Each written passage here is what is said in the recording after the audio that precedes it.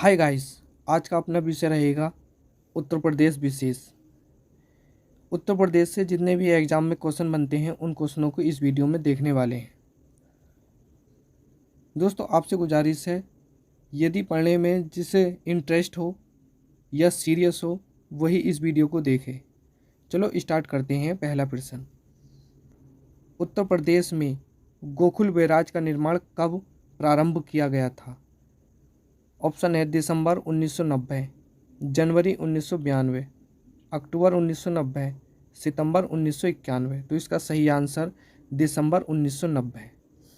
उत्तर प्रदेश में गोकुल विराज का जो निर्माण है वो दिसंबर 1990 में प्रारंभ किया गया था। अगला प्रश्न है, उत्तर प्रदेश की सबसे लंबी नहर कौन सी है? तो पहले ऑप्शन पर है ऊपरी गंगा नहर, शारदा नहर, आगरा नहर, निचली गंगा नहर। तो इसका सही आंसर शारदा नगर क्या है? शारदा नहर। शारदा नहर उत्तर प्रदेश की सर्वाधिक लंबी नहर है। शाखा प्रशाखाओं सहित शारदा नदी की कुल लंबाई कितनी है? 350 किलोमीटर है। यह उत्तर प्रदेश और नेपाल सीमा के समीप शारदा नदी के किनारे बनवासा नामक स्थान से निकलती है। बनवासा नामक स्थान से। तो यहाँ पे इसका जो नाम होता है ये काली नदी के नाम से जाना जाता है। इसको काली नदी। टनकपुर के आसपास पहुंचकर इसका नाम क्या पड़ जाता है? शारदा नहर पड़ जाता है। अगला है, उत्तर प्रदेश में रानी लक्ष्मीबाई बांध परियोजना किस नदी पर है? तो पहले ऑप्शन पर रामगंगा, दूसरे पे भगीरथी, तीसरे पे बेतवा या घाघर। तो इसका सही आंसर है बेतवा नदी पर। रानी लक्ष्मीबाई जो बंधा हुआ है ये जो है कहाँ है? बेतवा नदी पर। रानी लक्ष्मी बांध ललितपुर जिले में स्थित है और कहाँ? बेतवा नदी पर। यह मध्य प्रदेश और उत्तर प्रदेश की सरकार की अंतर्राज्यीय बांध परियोजना है। अगला, उत्तर प्रदेश के किस स्थान की सिंचाई हेतु देवकली पंप नहर परियोजना का कार्य प्रारंभ किया गया? कहाँ पर? गाजीपुर, आगरा, मेरठ, वाराणसी। तो इसका सही आंसर गाजीपुर में। गाजीपुर जिले में देवकली पंप कैनाल के पुनर्गठन के लिए कितने रुपए की राशि करी गई है? 36 करोड़ 76 लाख 81 हज़ार की स्वीकृति को मंजूरी दे दी गई है।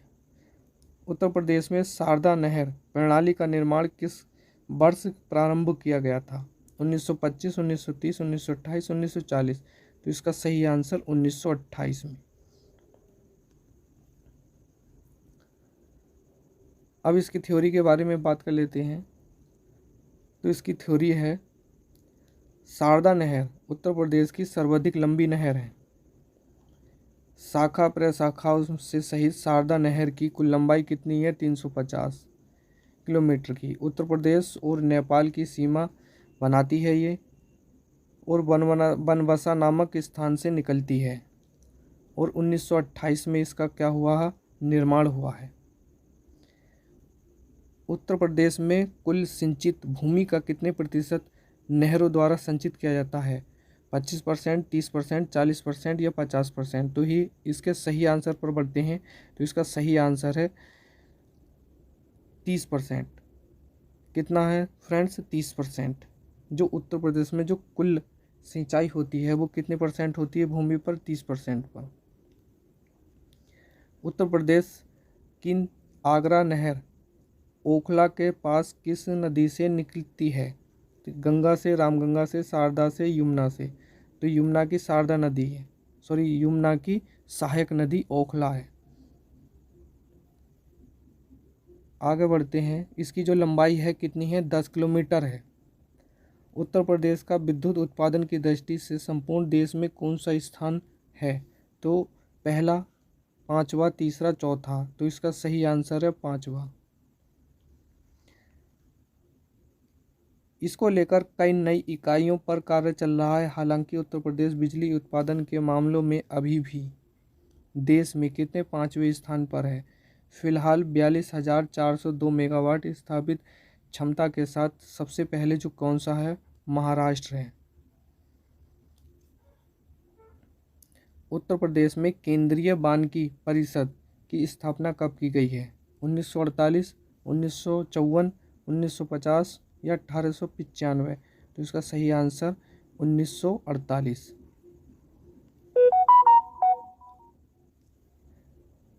अब इसकी थ्योरी के बारे में बात कर लेते हैं। उत्तर प्रदेश में केंद्रीय वानिकी की परिषद की जो स्थापना है वो 1948 में की गई है।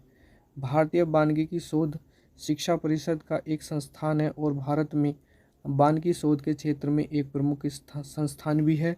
यह संस्थान कहाँ है? देहरादून। और देहरादून कहाँ पड़ता है? उत्तराखंड में। इसकी जो स्थापना है कब है? 1906 में। और यह अपने प्रकार के सबसे पुराने संस्थानों में से कोई एक है। आगे बढ़ते हैं। उत्तर प्रदेश में वन्य जीव परिषद की स्थापना कब की गई थी? 1948, 1852, 1952 या फिर 1906? तो इसका सही आंसर 1952। उत्तर प्रदेश में भारतीय वन जीव परिषद की जो स्थापना है कब है? 1952 में। संस्था का उद्देश्य प्रभावशाली रूप से वनों को परिपूर्ण सुरक्षा प्रदान करना है, उनका प्रबंधन करना और उनकी जैव विविधता पर ध्यान देना और उनके परिवेश में रहने वाले लोगों के हितों की रक्षा करना। ये इनके 4 उद्देश्य हैं। बढ़ते हैं। उत्तर प्रदेश में वनों को प्रशासनिक दृष्टि से कितने भागों में बांटा जाता है? तो ये बांटा जाता है 6 भागों में। उत्तर प्रदेश में वनों को प्रशासनिक दृष्टि से कितने 6 भागों में बांटा जाता है? भू क्षेत्र जहाँ वृक्षों का घनत्व सामान्य से अधिक होता है उसे क्या कहा जाता है? वन या जंगल कहा जाता है। उत्तर प्रदेश में वन संरक्षण की प्रक्रिया का प्रारंभ कब से हुआ? 1720 या 1974 या 1830 या 1950? तो इसका सही आंसर 1974। बात कर लेते हैं अब जो उत्तर प्रदेश के वनों के अपेक्षाकृत सबसे अधिक प्रभावी परिरक्षण विकास वनोपज के वैज्ञानिक बहुदोहन के लिए स्थानीय प्रशासनिकरण के रूप में उत्तर प्रदेश जो वन निगम अधिनियम है 1974 के अंतर्गत 25 नवंबर 1974 को उत्तर प्रदेश वन निगम की स्थापना हुई थी। कत्था किस वृक्ष से बनाया जाता है? तो ये खेर से, तेंदू से, बेंत से या गुरूल से? तो ये बनाया जाता है, खैर का एक वृक्ष होता है उससे बनाया जाता है कत्था। और तेंदू के पत्ते से कौन सी बीड़ी बनती हैं? ये कत्था को पानी के अर्क से ठंड में क्रिस्टलीकरण द्वारा बबूल वृक्ष से प्राप्त किया जाता है, जिसे आमतौर पर खैर वृक्ष के रूप से भी जाना जाता है। अब बात कर लेते हैं चंबल राष्ट्रीय अभयारण्य उत्तर प्रदेश के किस जिले में स्थित है? तो ये है ऑप्शन लखनऊ, बहराइच, इलाहाबाद या बांदा। तो ये है बांदा। अब इसकी थ्योरी देख लेते हैं। चंबल राष्ट्रीय अभयारण्य उत्तर प्रदेश के बांदा जिले में स्थित है और बांदा भारत के उत्तर प्रदेश का एक प्रमुख शहर भी है, लोकसभा क्षेत्र भी है और बांदा शहर भारत के उत्तर प्रदेश राज्य के केन नदी मतलब यमुना की सहायक नदी है के पास है। उत्तर प्रदेश का बृहत्तम उद्योग निम्नलिखित में से कौन सा है? चमड़ा उद्योग, कृषि उपस्कर उद्योग या फाउंड्री उद्योग या हथकरघा उद्योग? तो इसका सही आंसर हथकरघा उद्योग। हथकरघा उद्योग क्षेत्र सबसे बड़ी असंगठित आर्थिक गतिविधियों में से कोई एक है। उत्तर प्रदेश का बृहत्तम उद्योग हथकरघा उद्योग है। भारत के हथकरघा कलाकार विश्व स्तर पर अपनी अनूठी हाथ से कताई बुनाई और छपाई शैली के लिए भी जाना जाता है। हथकरघा उद्योग। उत्तर प्रदेश के किस स्थान पर गन्ने की खोई से कार्ड बोर्ड बनाया जाता है? बरेली, आगरा में, मेरठ में, सहारनपुर में। तो इसका सही आंसर है मेरठ में। उत्तर प्रदेश के मेरठ स्थान पर गन्ने की खोई से कार्ड बोर्ड बनाया जाता है। मेरठ भारत के उत्तर प्रदेश राज्य के मेरठ जिले में ही एक स्थित नगर है। यह जिले का मुख्यालय पश्चिमी उत्तर प्रदेश का एक बड़ा शहर है। अब बात कर लेते हैं तेल शोधक कारखाना प्रदेश के किस नगर में स्थित है? तो ये ऑप्शन मथुरा, बहजोई, फिरोजाबाद, सासनी। तो इसका है यहाँ मथुरा में। रिफाइनरी लगी हुई है किसकी? तेल की। यदि इंडिया की बात करें, पूरे इंडिया की, तो तेल की जो रिफाइनरी लगी हुई है डिगबोई। और डिगबोई कहाँ पर स्थित है? यह है असम के अंदर। यहाँ है असम। और एक और जगह है गुजरात। और गुजरात में जगह का नाम है जामनगर।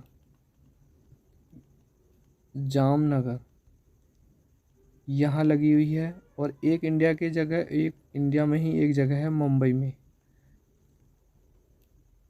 मुंबई। तो मुंबई में क्या है? मुंबई हाई है। क्या है? मुंबई हाई। ये 3 जगह हैं जहाँ तेल शोधक कारखाने हैं।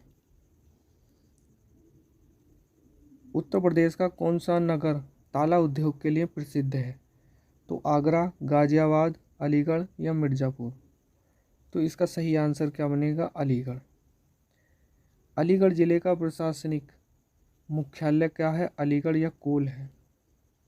यह सभी 4 जिले अलीगढ़, हाथरस, कासगंज और एटा के लिए एक क्या है? मंडल है। यह ज़्यादातर एक विश्वविद्यालय शहर के रूप में जाना जाता है, जहाँ प्रसिद्ध अलीगढ़ मुस्लिम विश्वविद्यालय स्थित है। ये अलीगढ़ मुस्लिम विश्वविद्यालय जो बनाया है फ्रेंड्स, किसने बनाया? सर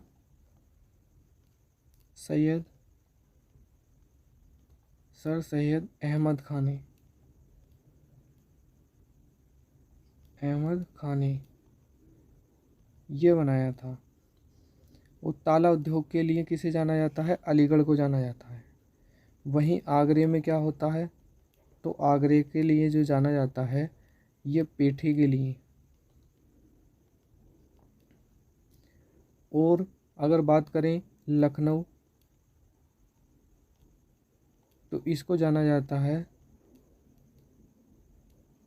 चिकन करी के नाम से जाना जाता है इसको। और मुरादाबाद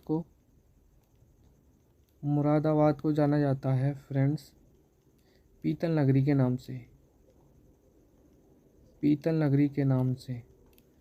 और बरेली को जाना जाता है बरेली सुरमा के यहाँ बरेली में सुरमा सबसे ज़्यादा होता है। मुरादाबाद में पीतल नगरी, और आगरा में पेठा, और लखनऊ में चिकनकारी के नाम से ज़्यादा फेमस है। बात कर लें उत्तर प्रदेश का कौन सा नगर श्री राम की जन्म स्थली है? तो अयोध्या, वाराणसी, मथुरा, आगरा। तो राम जी कहाँ के थे? अयोध्या के। और अयोध्या कहाँ पड़ता है? अवध क्षेत्र में। इसकी जो पूर्व राजधानी जो थी वो अयोध्या थी। श्रद्धालुओं के हृदय में विशेष स्थान रखती है क्योंकि यह मर्यादा पुरुषोत्तम श्री राम भगवान श्री राम की जन्मस्थली है। मान्यता है कि सम देवताओं ने इसकी रचना करी थी।